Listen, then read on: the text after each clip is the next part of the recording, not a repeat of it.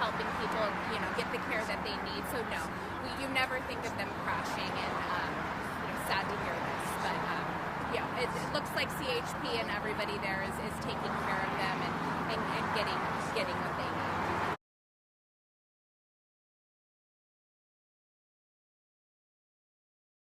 The lucky portion for us, I'd say, is the fact that the helicopter did not catch on fire, because then we would have an additional problem to that. When we operate on these freeways with any type of fire risk, we don't have fire hydrants.